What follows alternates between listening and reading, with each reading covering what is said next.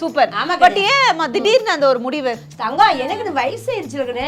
வயசு ஆயிடுச்சுன்னு சொல்லக்கூடாது. 25 வயசு பிறந்திருக்குது. அப்புறம் கல்யாண வயசு வந்துருச்சு. 25 வயசு. அதனால சரி நம்ம ஒரு கல்யாணம் பண்ணி வச்சிருந்தோம். நமக்கு வீட்டுக்கு ஒரு வேலைக்கு ஆள் ஆச்சு. ஒரு பையன் எனக்கு ஒரு கொடுத்த முதல் தாய் நீங்க தான். ஆமா கிடையாது. மொத பையனுக்கு கல்யாணம் பண்ணா அவன் சென்னை வேலை இருக்கிறனால இங்க வந்துட்டாங்க. என் கூட ஒரு பொண்ணு கூட இல்ல. சரி இந்த இவனுக்காச்சும் சின்னவனுக்கு கல்யாணம் பண்ண இவன் யூடியூப் படி என் கூட இருக்கிறான். வர பொண்ணு என்னோட இருப்பா. அவ்வளவுதான் ஒரு ஜாலி. ஆனா அப்படி சொல்லு, வீட்டுக்கு வேலைக்கு ஒரு ஆளு வேணும், நம்மளுக்கு கல்யாணம் பண்ண ஒரு ஆளு வேணும் அப்படி இல்ல சொன்னீங்க. வேலைக்குன்னா எல்லாத்துக்கு தான் கண்ணு. நம்ம ஒரு அன்பு பரிமாறதுக்கு, நம்ம பாத்துக்கிறது, நம்ம கூட ஒரு வேலை செய்யறதுக்கு எல்லாத்துக்கும் தான். நம்ம பொண்ணு தானே. பட் இது ஒரு திடீர்னு எடுத்த ஒரு முடிவு தானே? ஓகே.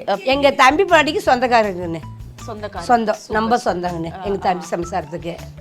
அப்படிங்கும் போது நமக்கு சொந்தம் தானே வருது. ஒரே ஊராமா? ஒரே ஊர் தாங்கண்ணே. ஒரு 3 கிலோமீட்டர் தள்ளிக்கணும். சொல்லுங்க, அரேஞ்ச் மேரேஜா லவ் மேரேஜா? அரேஞ்ச் மேரேஜ் தாங்கண்ணே. Oh okay. அக்கா இப்போ லவ் மேரேஜ் இல்ல, ஃபியூச்சர்ல ஒருவேளை லவ்வா மாறலாம்ல. மாறிதான் ஆவணும் கண்ணு. கண்ணு நிச்சயதார்த்தம் ஆயிடுச்சா கண்ணு? ஆயிடுச்சு. போட்டாச்சு. அப்ப இந்த இப்படி பேசிட்டு இனி லவ் பண்ணனும் கண்ணு. வலுக்கட்டாயமா போட்டோ வச்சிருக்காங்க. அக்கா டைட்டா இருக்கு, கழட்டவே கூடாதுன்றாங்க. அப்படிங்களா? Super super. அவங்க பேர் என்ன பண்ணிட்டு இருக்காங்க? அக்கா அவங்க Jeevitha. Same textile handloom textile படிச்சிருக்காங்க. இப்போ வந்து கவர்மெண்ட் எக்ஸாம் ப்ரிப்பேர் பண்ணிட்டு இருக்காங்க. Okay okay super super. So எப்போ கல்யாணம் டிசைட் பண்ணிருக்கீங்க? கல்யாணம் வந்து டிசம்பர் 15ஆம் தேதிக்குன்னு. உங்களுக்கு இவங்க கிட்ட பிடிச்ச ஒரு விஷயம் என்ன?